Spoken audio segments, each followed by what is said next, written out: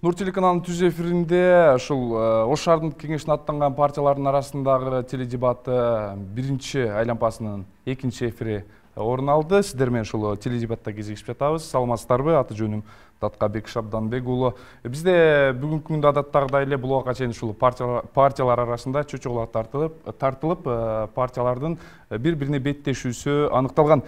Бүгүн бизде ошол беттешкен партиялар Ыйман Нуру саясий партиясы жана ошондой эле Ишеним партияларынан талапкерлер конокто.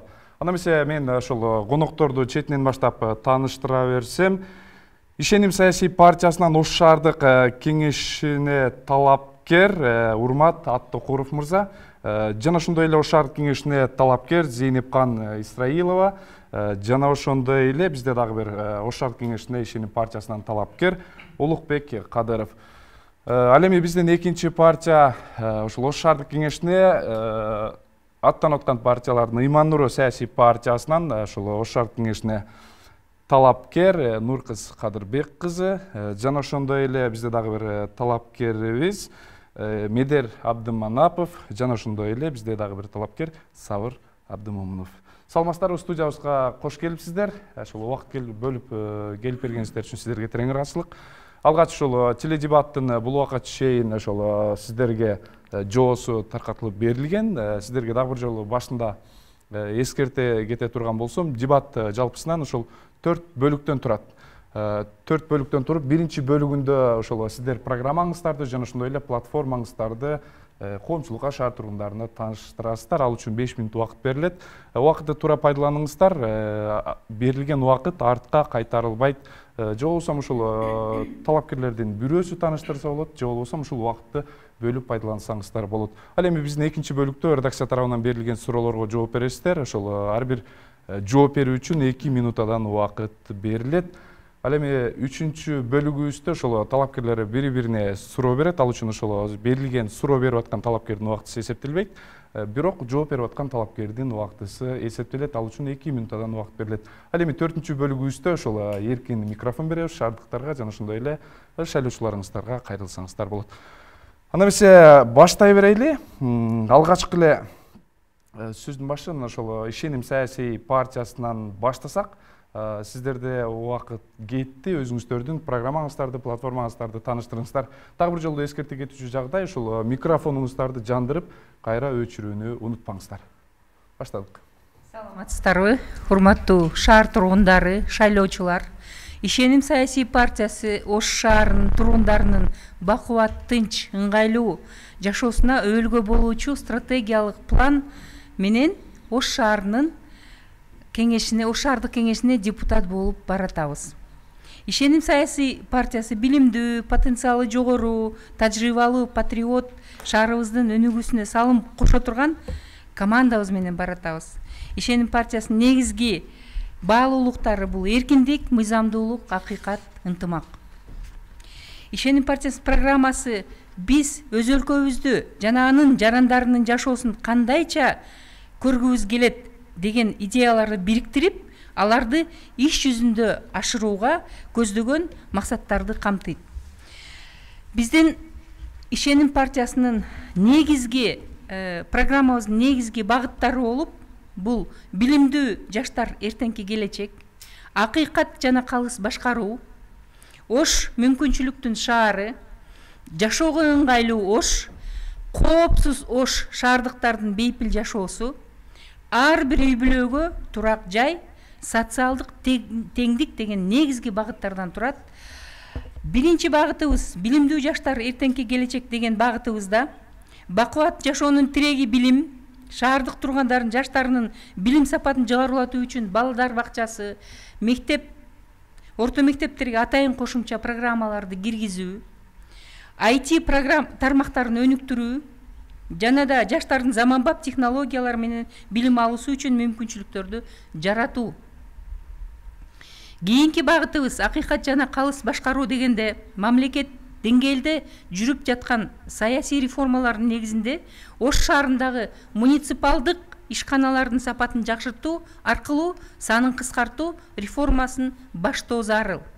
Бирин бири кайталап турган муниципалдык ишканаларыбыз бар, ошолордун ишмердүүлүгүн оптималдаштыруу. Шаардык бардык муниципалдык мекеме ишканаларды калкты тейлөөдөгү сапатын коомчулук менен бирге баа берип, ачык айкындуулукту камсыздоо. Ош мүмкүнчүлүктүн шаары деген багытыбызда биз билебиз, Ош шаарыбыз байыркы тарыхы бай шаар болуп эсептелет. Ошондуктан бул Ош шаарына инвестициялык климатты жакшыртуу зарыл. Ошондуктан ишкердикти жана ишкерлерди ар тараптуу колдоо зарыл. Ишканаларды, өндүрүш ишканаларды ачууну көбөйтүү, өнүктүрүү, дыйканчылык, фермерликти колдоо. Ошон менен бирге эле кайра иштеп чыгаруучу ишканаларды ачып, экспорттоо дагы маселеси турат. Жумуш орундарын түзүүчү компаниялар үчүн жергиликтүү салык төлөөнү жеңилдетүү жана шарттарды түзүү. Жашоого ыңгайлуу Ош деген багытыбызда биз негизги маселелер болуп, шаардыктардын коммуналдык камсыз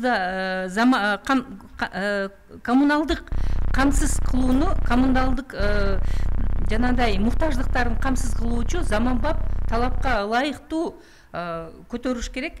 Ошондуктан тейлөө мекемелери, суу чарба, канализация, транспорт жана башкаларды заманбап тейлөөгө жетишүүбүз.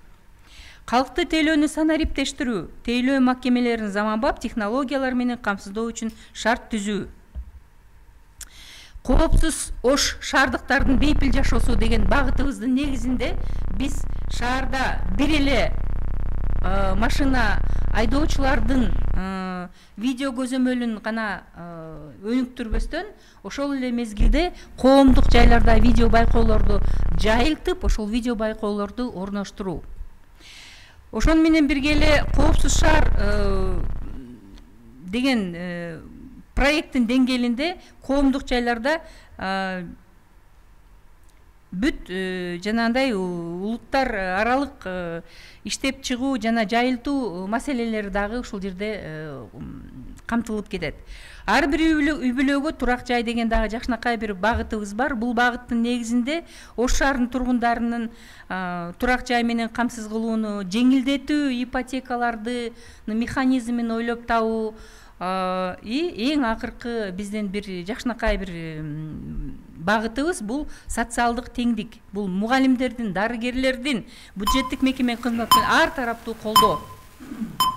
Рахмат. Болуп эсептелет. Убактыңыз бүттү, сизге рахмат. Анда эмесе кийинки ошол Ыйман Нуру саясий партиясына беребиз. Даяр болсоңуздар, ошол микрофонду өчүрүп алабыз, сүйлөп бүткөндөн кийин. Микрофонду жандырып даяр болгон болсоңуздар, кимден баштайбыз? Анда эмесе убактыңыздар кетти.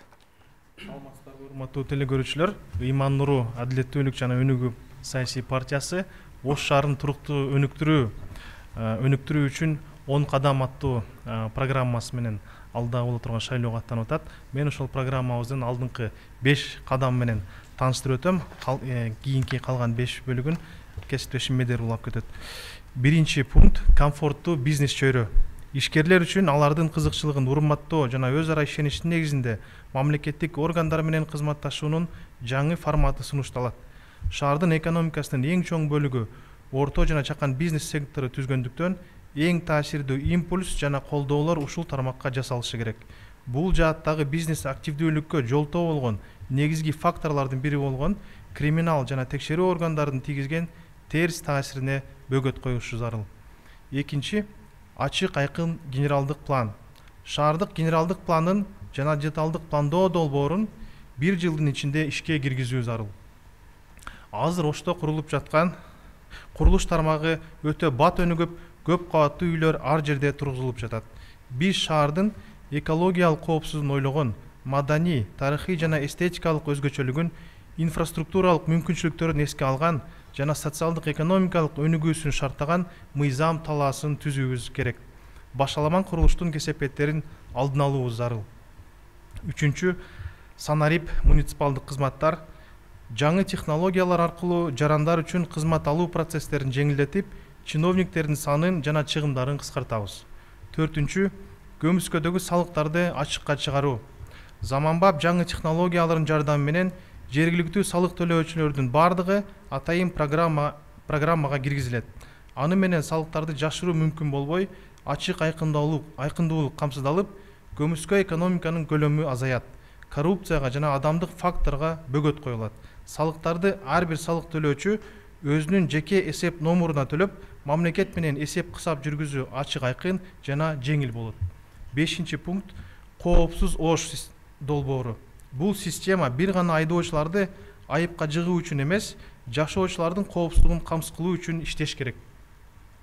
Анын негизги максаты көчөдөгү кылмыштардын жана бузуулардын алдын алуу болот. Ошондуктан биз видеокамераларды көчөлөрдүн кесилиштеринде эле эмес, адамдар көп чогулган жерлердин бардыгына, мектеп, жогорку окуу жайлар, базар жана парктарга коюлушун камсыз кылабыз. Кутмандуу кечиңиздер менен, урматтуу шаардыктар, урматтуу Ош шаарынын тургундары. Ыйман Нуру саясий партиясынын программасын улантсак, биздин 6 пункт бул социалдык секторду жана адам потенциалын жогорулатуу. Биздин өлкө байлыгыбыз менен, экономикабыз менен мактана албайбыз, бирок бизде эң кымбат болгон адам ресурсу бар. Биздин партиянын негизги максаттарынын бири бул биздин социалдык багытты, мектеп, бала бакча жана ошол эле учурда кече пандемияда көрдүк, саламаттыкты сактоо багытында биз түрдүү механизмдерди ишке киргизип, мамлекеттик жана жеке өнөктөштүк принциптерине таянып, ушул багытты өнүктүрүү болуп эсептелинет. Андан кийинки бул билесиздер, шаарыбызда таза суу көйгөйү бар. Биз 2 борборго болуп эсептелинген республикалык деңгээлдеги шаарыбыз. Тилекке каршы жаан жааган учурда шаар тургундары 2-3 күн суусуз калган учурлар көп. Ошондуктан биздин негизги максат, биз түшүндүк, бул маселени чечүү үчүн биз биринчи ошол суу көйгөйүнү чече ала турган мыкты эл аралык адистерди, урбанисттердин максаттуу топту түзүп, ошол топтун эксперттик аналитикасынын негизинде ошол суу көйгөйүн чечүү болуп эсептелинет да. Андан сырткары Ош шаары бул тарыхый шаар. Биз өтө тарыхыбыз менен мактана ала турган шаар. Биз Ош шаарын 3 негизги борбор катары көрөбүз. Бул биринчи Ош шаары Фергана өрөөнүндөгү туризмдин борборуна айланыш керек. Кыргызстанга түштүккө келген ар бир турист Ош шаары аркылуу Фергана өрөөнүндөгү өлкөлөргө, Өзбекстан, Тажикстан, өзүбүздүн түштүк жергебиздеги облустарга Ош шаары аркылуу транзит менен өтүп кетиш керек. Андан кийинки маселе бул бизде интернет, IT технология өнүгүп келаткан учурда биздин өлкөдө интернеттин сапаты жана баасы боюнча арзан. Ошондуктан биз Фергана өрөөнүнүн IT тармагына тейлей ала турган борборго айлантуу. Үчүнчүсү бул жол транспорттук реконструкциялар. Биз билебиз, биздин шаарыбыздагы ички тротуарлар, жол маселелери абдан көп. Биздин бюджетти рационалдуу пайдаланып, мыкты урбанисттердин катышуусунда ошол жол транспорттук көйгөйлөрдү чечүү болуп эсептелинет. Ал эми жаштар маселесине келсек, жаштар үчүн дагы биз билебиз, Ош шаарында жаштар үчүн мүмкүнчүлүктөр өтө аз, физикалык жактан. Биздин жаштар чайханалардан баш чыкпай калды, кафе, ресторандардан. Ошол жаштардын креативдүү, жаштардын башын бириктире турган атайын жаштар борборлорунун үйлөрүн куруп, коworking борборлорун ачуу. Рахмат. Рахмат. Биринчи ошол бөлүктө берилген убактыңыздар аягына чыкты. Урматтуу телекөрүүчүлөр, биздин бул берүүлөрүбүздү биздин социалдык баракчаларыбыздан дагы көрсөңүздөр болот. Бүгүнкү күндө азыркы учурда ошол түз сиздерге алынып берилип атат. YouTube жана Facebook баракчаларыбыздан көрө аласыздар. Дареги ошол экранда көрсөтүлгөн.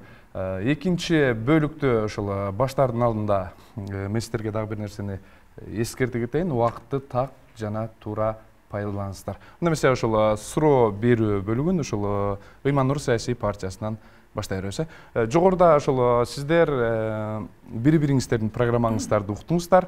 Эми бул шайлоого аттангандан кийин атааңдаштык бар. Негизи эле ошол сиздер менен бет келип турган ошол Ишеним саясий партиясынын азыр программасын жогоруда уктуңуз өзүңүз. Мындай реалдуулуктан алыс багыттарын атап бериңизчи. Реалдуулуктан алыс, мисалы мага Микрофон жандырып аласыз. бир нерсе кулагыма угулду. Ошол коммуналдык кызматтардын тейлөө сапатын жогорулатуу деген пункт угулду да. Ошол иш аракеттерди эмненин негизинде аткара аласыздар деген суроо пайда болду да. Ошол программаңыздарда коммуналдык кызмат кызматтардын баасын көтөрүү жагы каралганбы? Себеби Ош шаарында азыр Горводоканал ишканасы, тазалык муниципалдык ишканасында эл аралык донорлор менен келишимдер түзүлүп, кредит гранттар алынган. Ошолордун шарттары боюнча ошолордун ошол кызматтардын баасы этап менен жогорулашы керек да. Ушул маселелерге көз карашыңыздар кандай деп ушул конкреттүү суроо. Негизи эле ошол багытты сиз реалдуулуктан алыс деп эсептейсизби? Убактыңыз бар. Ушул немеде, ушул вопросто да сөзсүз тарифный политикага такалабыз да. Ошол маселеде азыр бизде көп талаш жаратып турган маселе бар да. Мисалы донорлор менен кол коюлган ратификация, жогорку кеңештен ратификация болгон договорлордо ошол нерселер каралган да. Бирок биздин жергиликтүү калктын ага мүмкүнчүлүгү жок. Ошого депутаттарыбыз, жергиликтүү кеңештин депутаттары көп учурда каршылык болуп, ушул вопрос али бери чечилбей, улам жылып келатат да. Ушул жерде мен бир суроом бар. Сиз канааттанган жоксуз ушул багытка, ушул туурабы? Тактап айтканда канааттанган жоксуз, э? Сизде дагы убакыт бар, пайдалансаңыз. Болду. Тилекке каршы бүттү. Жогоруда сиздер ошол Ыйман Нур саясий партиясынын программасында уктуңуздар. Жогоруда азыр талапкерлердин бири Сабыр Самидин уулу ошол сиздердин программаңыздарга канааттанбаган дагы бир жагдайды айтты. Эми сиздерге суроо, кайрылуу ушул суроо. Ошол Ыйман Нур саясий партиясынын жогоруда айткан ошол программасынын ичинен кайсыл бөлүктөрү реалдуулуктан алыс, аны ишке ашырса бир болбой турган бир жагдайлар барбы? Бир баам салып көрдүңүздөрбү? Убактыңыз кетти, жооп бере берсеңиздер болот. Мен айтайын, бул жөнүндө өзү Ыйман Нур партиясынын программасы менен мен таанышып чыктым. Мага аябай жакты. Себеби биздин көп маселелерибиз шайкеш келет экен.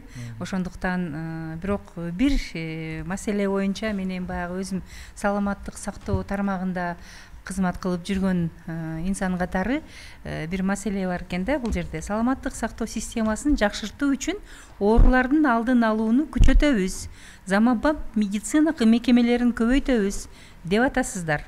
Эми азыркы мезгилде саламаттык сактоо системасы өтө көйгөйлүү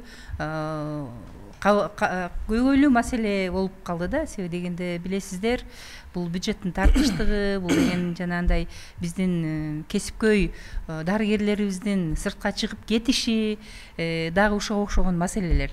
Эми азыр чындыгында караганда медицинабыз өтө оор акыбалда да. И ошол жагдайдан чыгууга саламаттык сактоо министрлиги өкмөтүбүз менен кошо бир жакшынакай бир азыр программаны ишке ашырып атышат. Бул оптимизация, оптималдаштыруу. Ошол оптималдаштыруунун негизинде көп мекемелерди бириктирип, ал жерде бухгалтерия, мындай ушундай бир чисто медицинага андай эле тиешеси жок структураларды жоюу маселеси ошону менен бирге ушундай деген бир жакшынакай бир нерсени жасап атышат да. Эми бул азыр райондордо бүттү, ошол оптималдаштыруу деген. Анан биздин шаарга дагы келе жатат да. Ошондой убакта сиздер ушул маселени кандай кылып механизмдери боюнча бир уккубуз келет эле да. Кандай механизм менен ушуну ишке ашырсак? Сиз мындай программаны окуп, тилекке каршы убактыңыз дагы бүттү. Программаны окуп, бирок ошол багытты кантип ишке ашыруу керектигин ошол толук түшүнгөн жоксуз, э? Анда эмесе ошол Нур кызайым, сизге суроо. Ошол кечээки октябрь айында өткөн бийлик алмашууга ошол мезгилдеги бийликчил деп аталган Биримдик партиясынын таасири канчалык? Анан сиз ошол Биримдик партиясына мүчө дагы болуп жүрдүңүз эле, таасири канчалык? Эми баягы эки алакан урушпаса үн чыкпайт. Анын сыңарындай Биримдик партиясы менен катар эле бир катар партиялардын ичиндеги партия деген бул жамаат. Ошол жердеги сатып алам, ар бир нерсени акча менен чечем, админ ресурс колдоном дегендердин бардыгы ушул 6 октябрда окуяны алып келди. Биз ошондон тарбия алышып, биз ошол нерсени кайталабашыбыз керек. Мен эгерде ошонун партиянын ичинде турдум, шаардык кеңеште гана бар элем, жогорку кеңеште аралашкан жокмун, тандаганыма өкүнбөйм, ичинде туруп кокусунан шайлоо болуп өтүп калганда, ошол кемчиликтерди партиянын ичинде туруп айтканга духум да, билимим да жетмек. Сизде убакыт бар, дагы кошумча алсаңыз. Ошондуктан мен ойлойм, бүгүнкү күндө дагы бир мүмкүнчүлүк, балким дагы бир жаңы багытта өзүңөрдү көрсөт деген нерсе менен биз кетип атабыз. Бүгүн Ыйман Нуру партиясында биз ошол нерсени көрсөтүүгө аракет кылып атабыз. Буга чейин Ыйман Нуру партиясы 2020-жылдын октябрь айында шайлоодо акчасыз деле шайлоого барса боло тургандыгын, биздин адамдар идеологияга бириксе боло тургандыгын, ошол аркылуу биз адамдардын жүрөгүнө жетип, өзүбүздүн катарыбызды толуктай алса боло тургандыгын көрсөттү. Биз бүгүн ушул жаштар ошон үчүн ошол командадабыз, ошону тандадык. Мындан сырткары, эгерде шайлоо системасында бардык идеалдуу болуп калган болсо, анда батыштагы айрым өлкөдөгүдөй бизде дагы 3-4 гана партиянын таймашы болуп калмак. Бул пропорционалдык системадагы негизги көйгөй жана бул табигый көрүнүш. Ушинтип тандоо болуп, анан партиялык маданият, саясий маданият деген калыптанат. Мен ушул эфирден пайдаланып, жалпы шайлоочуларды, урматтуу шайлоочулар, бул шайлоо системасы боюнча сиздерден чоң киши жок. Сиздер гана чечесиздер. Мурункудай шайлоо комиссиясын сатып алып, форма 2 деген нерсенин баары жоюлду. Бүгүн сиздер тандасаңыздар, бардык нерсе өзгөрөт. Ошондуктан мен чакырып кетет элем, кайра 2020-жылдагы биз кайталаган, ошого чейинки болуп, коомчулук баштан өткөргөн нерселерге жол бербешиңиздер үчүн жүрөгүңүздөр менен тандоого чакырам.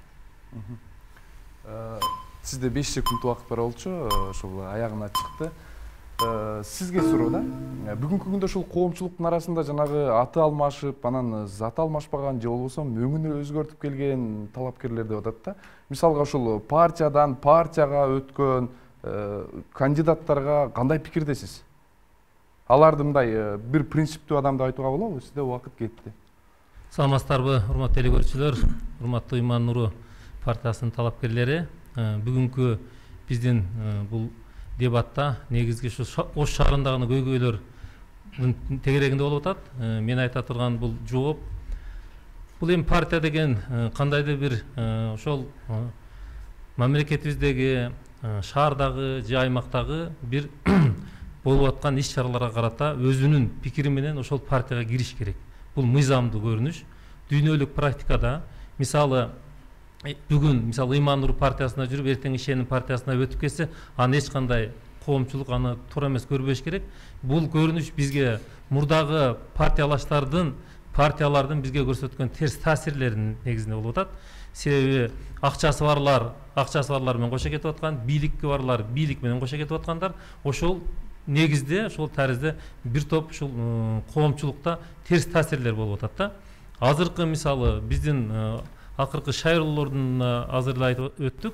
Шайлоолордо партияларда бир топ ошол адамдардын негизги адам ресурсу менен биз жашашыбыз керек. Адам ресурсуна көпчүлүк мен азыр тизмедеги азыркы партиядагы талапкерлерди көрүп атабыз. Бир топ талапкерлер ушул башка бир өзүнүн мурдагы таризине кетип атат, бирок көпчүлүгү ошол партиянын саясатына, ошол партияда топтолгон жакшы мындайча коомчулукту өзгөртөм, ошол партия менен мен ушул шаарга бир өзгөртүү киргизе алам, өзүмдүн оюмду билдире алам деген ойдо кетип аткан талапкерлер. Бирок алардын айрымдарынын аттары мурун ошол караланып калганда, сизде убакыт бар, айтып берсеңиз болот. Алар бар, аларды жок деп айта албайбыз. Мисалы ар бир партияда бар. Кээ бир партияларда аз, мындай пайыздык айтсак, биздин партияда 3-4 эле адам болушу мүмкүн. Кээ бир партияда толук эле ошол адамдар кошо жүргөндөр бар.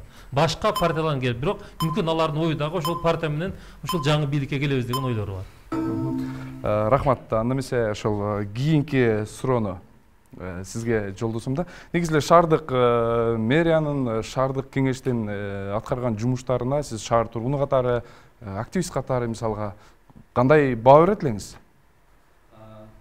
Шаардык кеңештин микрофон жандырып алабыз. Ош шаардык кеңештин депутаттарынын ишмердүүлүгүнө мен байма-бай ушул шаардын тургуну катары, ушул жаштар саясатында акыркы 10 жылда Ош шаарында иштеген тургун катары, убагында ошол Ош шаардык мэриясында иштеп кеткен кызматкер катары дайыма курч пикирлеримди айтып келем. Мен бүгүнкү шаардык кеңеште ар дайым социалдык баракчаларда айтып келем, бир 4 топко бөлөм да. Биринчи топ бул биздин жанагы спортсмендерден, билеги күчтүүлөрдөн куралган бир топ бар. Экинчи бир топ бар, бул өзүнүн байлыгына, мансабына, баягы канааттанып, эми ушу тойлордо биринчи сөз берилсе экен, бул жерде биринчи сөз алсам экен, бул депутат, бунун мандаты бар деп сөз берсин деген максатта кызыгып барган топ бар. Үчүнчү топ бар, бул алтын балык кармап алган топ деп коем. Бул бирөөнүн өкүл баласы, бирөөнүн карындашы же бирөөнүн бирдекеси болуп калган депутаттар бар. Биздин шаардык кеңеште 45 депутат бар. Мен 10 жылдан бери иштеп аябай активдүү элемин. Өзүм жаштар парламентинде депутат болгом. Анан бирок ошол 45-инин тилекке каршы бир 4-өнүн гана атын билем да. Калгандарынын бир депутаттык комиссия түзүп, шаарда бир көйгөйлөрдү ээрчитип чыккандай конструктивдүү мыйзам чегинде токтомдорду чыгарып, шаардык кеңеш бул мыйзам чыгаруучу орган болуп эсептелинет да. Бирок анын арасында 4-үнчү топ бар, бул ошол билимдүү, илимдүү, бирок үнү анча угулбай калган топтор бар. Шаардык мэриянын аткарып аткан жумуштарын кошумчалап кетсеңиз? Шаардык мэриянын алгылыктуу иштери көп, жакшы иш кылган иштери аябай көп, бирок Кудайым буйруса биздин программанын негизинде дагы толукталып, бөксөрүп, мындай жетишпей турган жерлери дагы жок эмес. Сизде дагы 16 секунд убакыт бар. Мен ойлойм, буйруса биз мындай байлыгы, бизнесинен коркпогон жаштар, жүрөгүндө жалыны бар, ыйманы бар жаштар келсе, Кудайым буйруса, элдин үнүн жеткирген конструктивдүү регламент менен, мыйзам менен, принцип партиялык идеология менен иштеген мыкты кеңешти курабыз. Рахмат сизге. Анда ошол акыркы суроо болсун, сизге жолдоюн суроонучу. Ишеним партиясы өкмөттүн ошолунусунда ыйгарым укуктуу, ошол Жарасул Абдырайымовдун партиясы деп бир канча жолу аталды. Ал киши ошол бүгүнкү күндөгү бийликтин адамы экен, же болбосо бийликтин бир ошол кызматкер экенин дагы эсиңиздерге салабыз. Ошондо Ишеним партиясы бийликчил партиялардын катарын толуктайбы? Саламатсыздарбы, урматтуу телекөрүүчүлөр жана Ош шаарынын тургундары, ошондой эле Иман Нуру саясий партиясынын өкүлдөрү. Сиз айткан жогорудагы суроого төмөндөгүчө жооп берет элем. Жарасул Осмоналиевич 2011-жылы Иман партиясы түзүлгөн кезде түптөөчүлөрдүн бири болгон. Ал кезде мамлекеттик кызматта иштеген эмес, жеке ишкер болгон. Азыркы күндө мамлекеттик кызматта аткарып аткан ишине байланыштуу Ишеним партиясынын да эч кандай тийиштиги жок.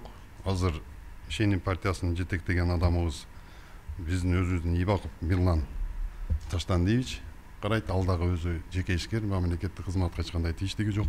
Жана ошондой эле Ош шаары жана Бишкек шаарлары өзгөчө статуска ээ болгондугуна байланыштуу областтык администрация менен Ош шаары мэриясы эч кандай бири-бирине байланыштыгы жок, көз карандысыз. Таасир эте албайт.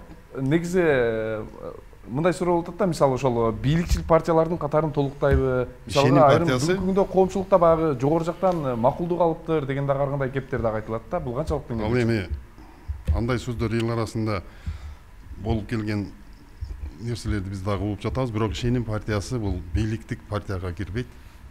Бул эл арасынан чыккан карапайым, жанагы атаандашыбыз айтып кеткендей олигархи жок, байлыгы күчөгөн, бийлиги күчөгөн жарандардан түзүлгөн эмес, биз карапайым эл. Сизде 20 секунд убакыт бар, улантсаңыз болот. Мен ал жерге дагы кошумчалап кете турган нерсем, жогорудагы суроодо партиядан партияга секирген адамдар туурасындагы нерсени толуктап коет элем. Бул ар бир жарандын Кыргыз Республикасынын конституциясында көрсөтүлгөн жарандык укугу. Эгерде көз карашы ошол партиянын саясатына дал келсе, ар партияга жылып кеткенде укукту. Рахмат, убактыңыз бүттү сизде.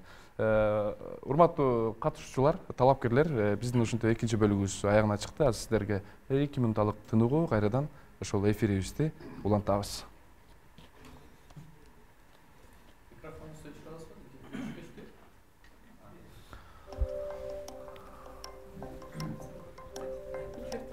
Эми сиздер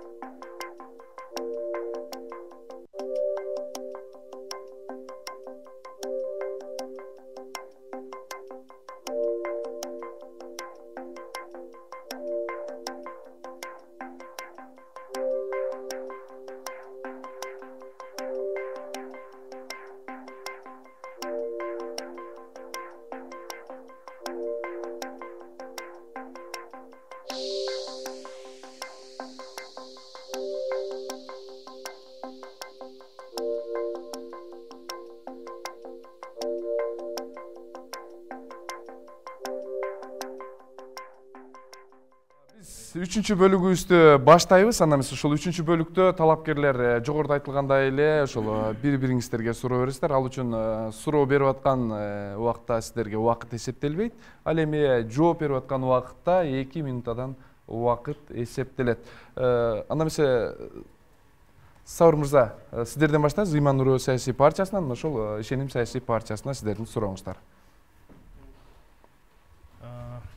Саламатсыздарбы, кесиптештер. Барыңыздар биз тааныган, сыйлаган ага эжекелер экенсиздер. Мен сиздерге ушул бир суроом бар. Шаардын бардык ушул программаларыбызды ишке ашырыш үчүн эң негизги ушул каражат керек да. Ошол каражат бул шаардын казынасы салыктардан түптөлөт. Ошондуктан менде сиздерге бир суроо. Жергиликтүү салыктарга салыктын кайсыл түрлөрү кирет жана аларды көтөрүү боюнча кандай чараларды көрөсүздөр? Ким жооп берет? Жергиликтүү салыктарга кире турган түрлөр бул биринчи төлөнүүчү салык, патент, жеке ишкерлик боюнча,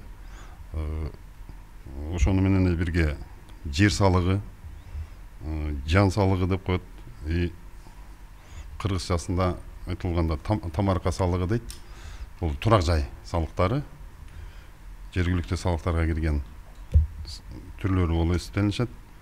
Аларды көбөйтүү боюнча биринчиден ар бир жарандын жашаган жашоо шартына, социалдык маселелерин өнүктүрүү маселелери иш жүзүнө ашылгандан кийин салыктын түрлөрүн көбөйткөнгө мүмкүнчүлүк берилет да. Ар салыктын түрүнө берген тарификацияларга жергиликтүү кеңеш, эми Ош шаардык кеңеши расценка коюп бергенге укуктуу, коэффициенттерди көтөргөнгө укуктуу. Аны элдин мүмкүнчүлүгүнө карап, бир жагы биринчи элдин мүмкүнчүлүгүнө караш керек. Анан аткарылып тейленип жаткан мекеменин аткарылып аткан ишине карап туруп, коэффициенттерди көтөрүп, бюджетти көбөйтүүгө толук мүмкүнчүлүк бар да. Ошол иштерди алып барууга жакшы болот. Жана ошондой эле баягы коммуникация боюнча да эле тейлөөлөрдү карап көргөнүбүздө ошолорду заманбап кылып өнүктүрүп бергенден кийин тарифтерди көтөрүп берүүгө толук укук бар. Ошондо Ош шаарынын бюджетин көбөйтүүгө, кошумча салымдарды киргизүүгө болот. Жана ошондой эле мына жеңил орто бизнестерди, ишкерлерди колдоо, шарт түзүп берүү, алардын акча каражаты болуп туруп, жеке ишкерликти ачууга мүмкүнчүлүгү жок жарандарыбыз бар. Өзүнүн түзгөн программасы бар. Рахмат. Вактыңыз бүттү. Саур мырза, негизи берген сурооңузга жооп алдыңызбы? Сиз болсо толуктап койсоңуз болот. Микрофон. Бир эле маселе бар. Агай айтып кетти. Өзү 3 салыктын түрү жергиликтүү салыктарга кирет эле. Биринчиси патент атады, жер салыгын атадыңыз. Үчүнчүсү мүлк салыгы. Мүлк салыгы. Рахмат. Тамарка деген Нуркызайым. Тамаркада жер салыктын бир түрүнө кирип. Мүлк, недвижимый, транспортный налог дегендерге. Рахмат. Нуркызайым, сиз суроо узатсаңыз болот, ошол Ишеним партиясына. Саламатсыздарбы, урматтуу талапкерлер. Ошончо адамдардын арасынан алып чыгып, мен ошол 1,5 миллиондон ашык калкы бар Ош шаарынын жүгүн алууга даярмын. Мен муниципалитеттеги эң жогорку орган болууга даярмын деп чыккан адамдар, демек башкалардан бир кадам алдыда турат. Ошон үчүн сиздерге ийгилик каалап өтөлү менин суроом. Ош шаары бул республикалык маанидеги экинчи шаар боло турган болсо, анда эгер биз Америка болсок Нью-Йорк, Москва болсок Петербург деңгээлинде боло турган шаар. Бирок ошол жердеги билим берүүнүн сапаты, мектептердин баланы камсыздоо абалы жана программаларды окутуунун сапаты мактанарлык эмес. Орусча айтканда оставить желать лучшего дегендей. Ошону баягы ар мектеп ар түрдүү программа менен окуйт, анан көрсөткүчтөрү төмөн. Мунун бир мисал катары быйыл эң жогорку баллды Алайдын Алыс Кайылынан бир окуучу алгандыгы бул шаар билим берүүсүнө балким бир жоопкерчилик жаратыш керек да. Сиздер ушул багытта ойлондуңуздарбы? Бул көп каражат сунуштабай эле, бирок талап кылуу менен же механизмдер иштеп чыгаруу менен ашырып койсо болчу да жолдору бар программа. Микрофонду өчүрүп аласыз. Ким жооп берет? Мен жооп берейин. Рахмат. Эми азыркы негизги көйгөйлөрдүн бирин айтып атасыз. Билим берүүдө биз ар тараптуу карашыбыз керек. Азыркы билим берүү системасы мурдагы советтик системада билим берүү системасынан бир топ өзгөчөлүгү бар. Бирок биз эч убакта советтик системаны жокко чыгарбашыбыз керек. Азыркы бизде көбүнесе сиз айтып аткан жалпы республикалык тест боюнча сиз айтып атасыз, жогорку бала алган Алай районунда болуп атса, ошондой эле шаарыбыздагын айтып атабыз да. Бирок бул жерде биз мындай адамдык ресурста карашыбыз керек да. Бул жерде эч кандай таң калуу болбош керек. Бул адамдын өзүнүн тубаса таланттарына дагы баа беришибиз керек. Анан экинчиден мен эми билим берүү системасында иштеген адам катары биз билим берүүнү бала бакчадан баштап бирдиктүү системага алып келишибиз керек. Бул система азыр министрликте иштелип жатат, өзүңүздөр билесиздер. Бирдиктүү системага өтө баштадык.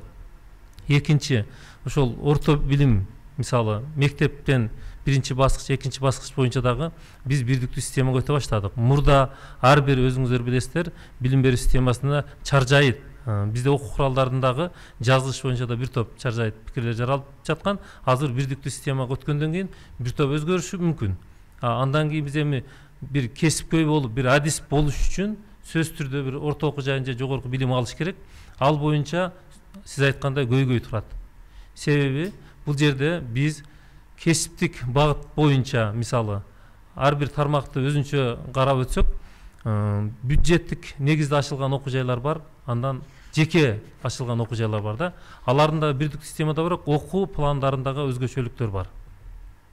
Биздин жогорку окуу жайларын алып көрсөк деле, бир окуу жайдан экинчи окуу жайга которулуу боюнча дагы окуу планда өзгөрүүлөр бар. Буну бирдиктүү системага алып барыш боюнча Рахмат, убактыңыз бүттү. Урматтуу талапкерлер, ушул суроо берилгенде суроонун багытына карап туруп, туура жана так кесе жооп берсеңиздер жакшы болот эле. Нуркызайым, негизи агай өзүнүн багытын айтты. Биздин өзүбүздүн да бул боюнча багытыбыз бар. Кыскача негизи бирдиктүү программага келиш керек. Бир мектеп борборубуз Москва, бир мектеп борборубуз Турцияда окуп атат да. Бирдиктүү программаны кабыл алуу бул шаардык кеңеште демилгеленип сунушталуучу эле иш. Экинчи нерсе 10-11дин базасында биздин окуучуларыбыз бардыгы сырттан окуу бөлүмүнө өтүп алып, азыр ОРТга даярданган курстар мода. Аны ар бир мектептин өзүн ачыш үчүн стимулдаштыруучу багыт бериш керек. Үчүнчү, 3-4 жылдан кийин мектептерде орус тилдүү мектептерде химия, физика, математиканы окутуучу мугалимдер жетишпейт. Бул боюнча багыттуу жеңилдиктер бериш керек. Айталык 30 адамды салык жыйноо үчүн шаардын бюджетинен кармайт. Аны электрондоштуруу системасы менен кылып туруп эле ошол мугалимдерге коммуналдык химия, биология жаш адистерине коммуналдык төлөмдөрдүн жеңилдиктерди бериш. Рахмат, Нуркызайым. Анда эмесе кийинки ошол сурооңузду жолдосоңуз Ишеним партиясына. Кезек сизде. Урматтуу Ишеним партиясынын өкүлдөрү, агай эжекелер. Мен мындан 10 жыл мурун ушу парламентаризм жана партиялык системаны окуп баштагам. Анан мен көп азыркы учурда байкайм, биздин эң чоң трагедиябыз биздин партияга мүчө болгон адамдар жана бүгүнкү биздин шаардык жана жогорку кеңештеги депутаттар партиялык идеология, партиялык система, парламентаризм деген түшүнүктөн аксап келет да. Алар билбейт деле. Мен кепилдик берип айта алам көпчүлүгүн. Сиздерге суроом, Ишеним саясий партиясынын партиялык, мындай баса белгилеп айтым келет, партиялык идеологиясы, тутунган көз карашы, принциптери кандай? Жооп берсеңиз. Микрофон жандырып аласыз.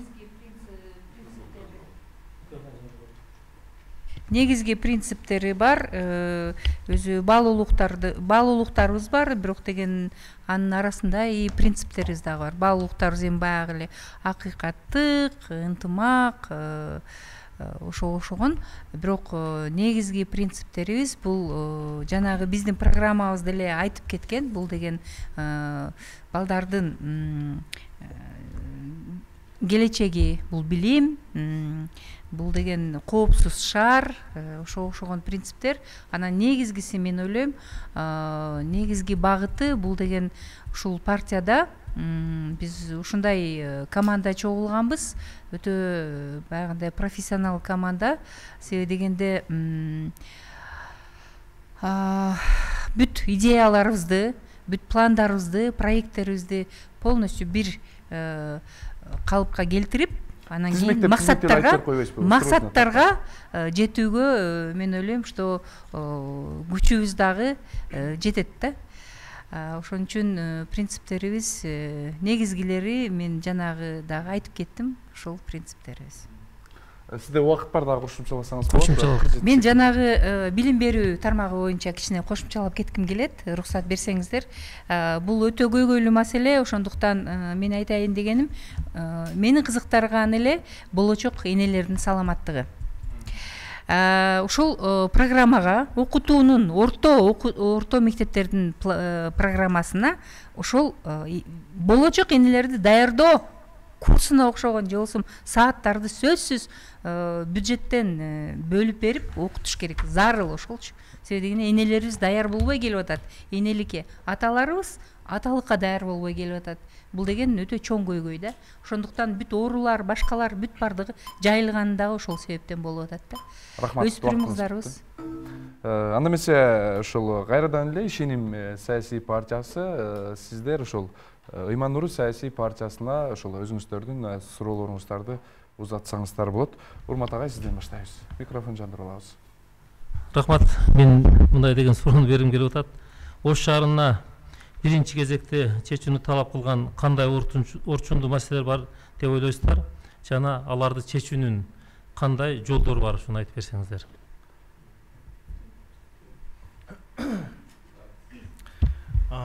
Биздин программабыз 10 баскычтан турат. Алардын ошол эмеси, очередности ошол маселелердин маанилүүлүгүнө жараша жана чечүү мөөнөтүнө жараша түзүлгөн да. Биздин оюбузча азыр биринчи көйгөй ошол шаардыктардын биздин элибиз эмне менен өзгөчөлөнөт да. Оштун эличи. Оштун эли эркин, табышкер, мээнеткеч ишкерлер менен өзгөчөлөнөт да. Биз ошол ишкерлерге болгон эркиндикти беришибиз керек. Алардын укуктарын камсыздашыбыз керек. Аларга адилеттүү, мыйзам корголгон чөйрөнү түзүп беришибиз керек. Ошону биз программабызга биринчи пунктка кошконбуз. Жана экинчи маселе ачык айкын генералдык планга муктаж болуп турабыз азыр. Себеби дегенде бизде азыр ошол курулуш тармагы аябай ыкчам өнүгүп атат. Бул биз тармакты азыр жөнгө салып албасак, биз эртең ошол Бишкектеги көйгөйлөргө түшүп, ошонун кейпин кийип калышыбыз мүмкүн. Биз ушул маселеге дагы олуттуу мамиле жасап, ушул сфераны жөнгө салышыбыз керек. Аны үчүн ошол ачык айкын ген план, деталдык пландоо долбоорун тез арада адискөй кесиптердин жардамы менен талдап иштеп чыгып ишке киришибиз керек. Ушул анан эң негизги дагы бир үчүнчү маселе шаарды шаар кылган бул инфраструктура жана бардык шаардын шарттары да. Ошол шарттардын негизгиси ошол үзгүлтүксүз таза суу менен камсыз кылуу маселеси бизде аябай курч турат. Ош шаарында бул деген аябай көйгөйлүү маселе өз негизичи. Жайында суу токтоп калганда бизде пандемиянын алдына алып келе турган бир. Рахмат. Убактыңыз бүтү. Толук жооп ала алдыңыз сурооңузга? Толук жооп ала алдым, бирок кошумчалай кете турган дагы маселе бар. Кыска. Шаарыбызды биз баягы чоң үйлөрдү салып атабыз да, этаж үйлөрдү. Анын районго биз мисалы экинчи столица болгондуктан биз жакынкы райондор менен келишим түзүп же мамлекеттик деңгээлде шаарыбызды чоңойтпосок анда экинчи столица болбой калабыз. Качандыр бир биз убакыт келет, азыркы убакытта шаарга толук жооп бербейт. Саркындыларды чыгаруучу боюнча эң чоң проблема бар. Ошол маселе. Рахмат. Зейнеп айым, сиз сурооңузду узатсаңыз болот? Дагы эле мен дарыгер катары эми бул медицинадан алыс кете албайбыз. Бул деген адамдын ден соолугу, бул эң негизги маңыздуу нерсе. Ошондуктан мына өткөн жыл бардыгыбызга сабак болду деп эсептейм. Пандемияга байланыштуу өтө биздин жакшы инсандарыбызды жоготтук. Экономикабыз бир топ аксады. Эми азыркы мезгилде көрүп атасыздар, Европа мамлекеттеринде бул оору дагы эле күчөп атат. Бизде дагы кичине көтөрүлүп атканын көрүп атасыңар статистиканы. Эми ошого элибиз тынчтанып, жанагындай коргонуу каражаттарын тагынбай, башка кылбай, жугуштуу инфекциянын чараларын көрбөй калган сыяктуу сезилип атат да магачы. Ошол боюнча эмне деп элге кайрылып, эмнени айтып, элди мындай кичине тонуска келтире элеңиздер. Микрофон жандырабыз. Микрофон жандырабыз. Областык мамлекеттик кызматкер катары мен ушул жерде коменданттык бөлүмдө иштедим.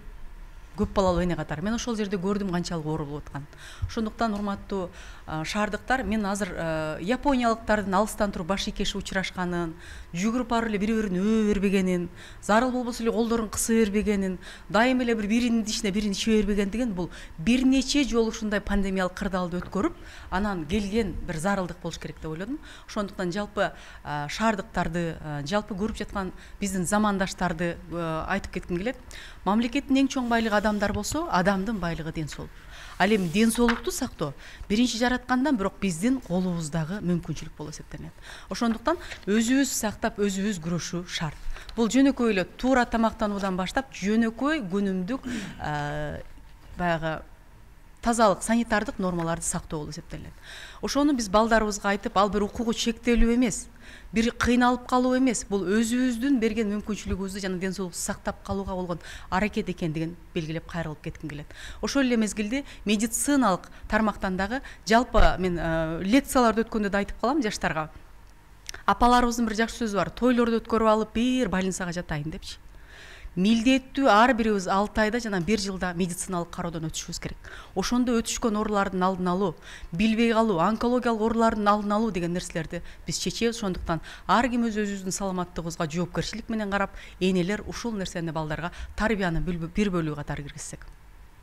Убактыңыз бар 22 секунд. Ошону менен катары эле мен жалпы шаардыктарга бүгүнкү күндө жанагы саламаттык сактоо кызматкерлеринин эмгегин баалоо менен урмат менен мамиле кылууга чакырып кетейин. Анткени ошол мезгилде ошолордун эмгегин көрүп, арасында жүргөн адам катары, талапкер катары, оштун жараны катары саламаттык сактоо кызматкерлери ыраазычылык билдирип кетейин. Рахмат. Улукбек мырза, ошол сиз өзүңүздүн сурооңузду жолдосоңуз болот, так кыска. Мен төмөндөгүчө суроо берет элем, кайра эле ошол салык маселесине кайталат элем. Мына Ош шаарындагы Ош шаарынын бюджетин көбөйтүү боюнча кандай чараларды көрөсүздөр жана кандай ички резервдер бар деп ойлойсуздар деп бермекмин. Ким жооп берет? Мен жооп берем.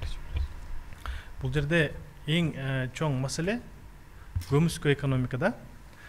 Мисалы, жана атап өттүк, жергиликтүү салыктын түрлөрүндө жер салыгы, анан мүлк салыгы, мүлк салыгына бул жер тамдар, анан айдап жүргөн автоунааларыбыз кирет да. Мисалы транспорттук налогту ушул жерде төлөгөндөр мисалы көбү төлөбөйт да, биздин жарандарыбызчы. Себеби өзүңүздөр билесиздер, ал система кандай. Мисалы бирөө төлөйт, экинчиси төлөбөйт, аны салык системасы көрө албайт, ким төлөгөн, ким төлөбөгөнүнчү. Аны гаишниктер жолдо тосуп, квитанцияң гана деп сурайт да. Ошол системаны биз автоматташтырып, программа түзүп, мисалы ГРСтин базасы бар, информационный базасычы. Ошол автовладельцтердин бардыгынын бар. Ошол система менен салыктын системасын интеграция кылышыбыз керек. Анан салык системасында базасында уже көрүнөт да, кимде машина бар, кимде үй бар, жана анын салыгы канча болуш керек. Анан ошол ар бир ошол салык төлөөчүгө жеке эсептик счет ачылып, ошо менен анан эсеп кысап жүргүзүш керек да. Мисалы Россияда, өлкөлөрдүн бардыгында азыр салыкты жөн эле мобилдик телефонуңан кармап бир приложениеден эле төлөп койсоң болот да, электрондук кошелек аркылуу, терминал аркылуу. Биз биринчи кезекте ошол системаны киргизишибиз керек. Сизде убакыт бар, 26 секунд улантсаңыз болот. Ошол кошумчалай койсом, андан сырткары биздин программаны көрүңүздөр. Биз туристтик борборго айлантабыз деп атабыз Ош шаарында. Ош шаарына өзү саякаттаганы болгону 4 саат убакыт кетет экен. Турист келип Ош шаарын саякаттап, Ош шаарында жашап, анан эртеси күнү 2 же 3 күнү Фергана өрөөнүнө чыгып кете турган бир борборго айланыш керек да. Ар бир турист деген бул жок дегенде $10, $20, $50 биздин шаардык. Рахмат. Вактыңыз бүттү. Анда эмесе биздин ошол 3-чү бөлүгүбүз дагы аягына чыкты. Эми ошол кыскача кошумчалап коңуз. Жогорудагы биздин кесиптештер берген жоопторго мен кошумчалап кетчү бир нерсем бар. Сиз жогорудагы айткан салыктын 4 түрүн кээ бири төлөп, кээ бири төлөбөгөн деген маселеге ошону жалпы бардыгы төлөнүп, единый учетко, единый базага киргизиш иш-чаранын биринчи формасы ар бир жаранды ал жылдын башында декларация тапшыруу системасын жакшырткан кезде салыктын кайсы түрү кайсы жарандан түшпөгөндүгү аныкталат. Рахмат. Биздин ошол 3-чү бөлүгүбүз дагы аягына чыкканда эмесе ошол эркин микрофон Ыйман Нуру саясий партиясынан баштай берели. Сизден баштай беребиз. 1 мүнөт убактыңыз бар, ошол шаардыктарга кайрылыңыз. Ар бирине 1 мүнөттөн. Баштай берсеңиз болот. Урматтуу касиеттүү Ош шаарынын тургундары, урматтуу жаштар өзгөчө. Жараткан Алла Ыйык Куран китебинде Аллах Таала бир коомду өзгөртпөйт, ал коом өзүн өзү өзгөртпөйсөйүн дейт. Бүгүн ушундай учур келди. Биздин элибиз, биздин шаардын тургундары жүрөгүндө жалыны бар, адеп ахлак менен ыйманга сугарылган, билимдүү, тажрыйбалуу жаңы жүздөрдү тандай турган учур келди. Биз бүгүн коомубуз, бүгүн биздин жүрөктөр оңоло турган, өзгөрө турган учурга келдик. Мен үмүт кылам, сиздер 11 апрель күнү өзүңүздөрдүн жүрөгүңүздөр менен шаарыбыздын келечеги үчүн, өзүңүздөрдүн балдарыңыздардын, уул кыздарыңыздардын келечеги үчүн Ыйман Нуру саясий партиясын шайлайсыздар деп, ушул партияга ишеним көрсөтөсүздөр, ушул партияны жүрөгүңүздөр менен тандайсыздар деп үмүт кылам. Биз катардагы мугалимдин, дыйкандын, устанын балдары бул шайлоого аттандык. Олигархтар менен, байлар менен, мансапты, бийликтеги куралдары бар мыкты бир азаматтар менен ат салышка түштүк.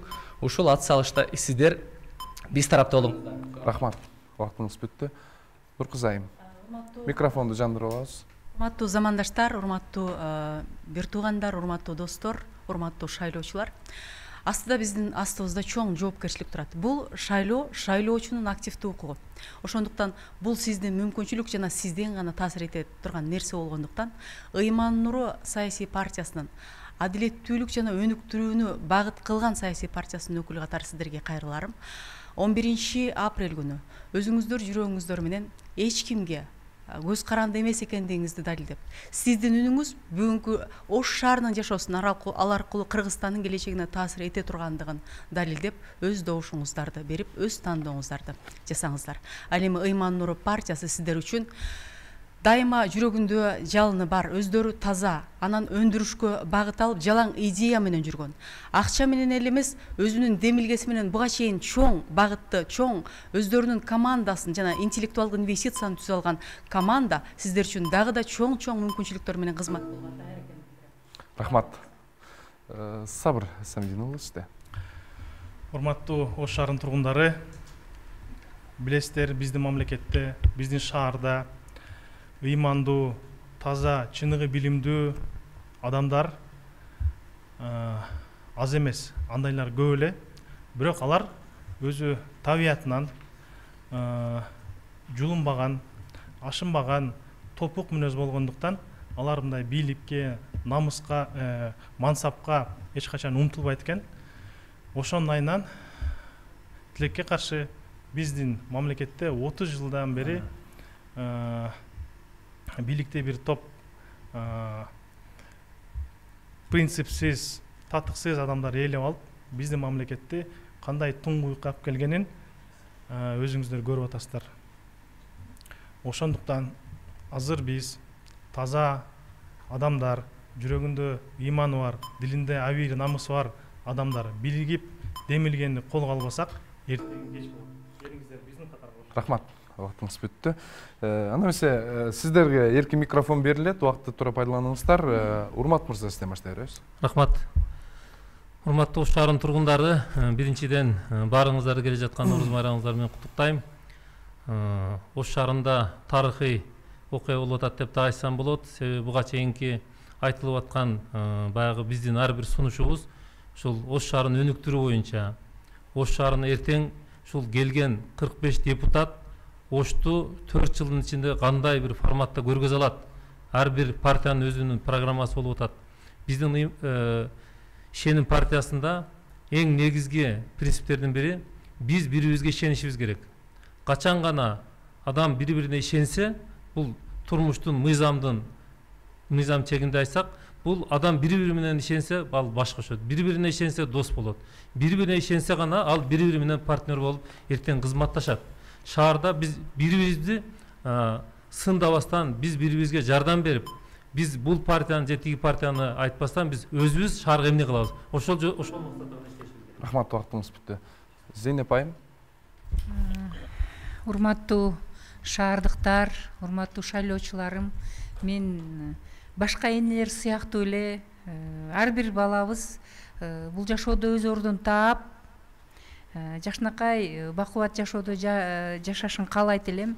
Азыркы мезгилде Аллахыма шүгүр, бизге өтө жакшы шарттар түзүлдү. Себеби дегенде мына президентибиз дагы жаңылануунун багытында баратат.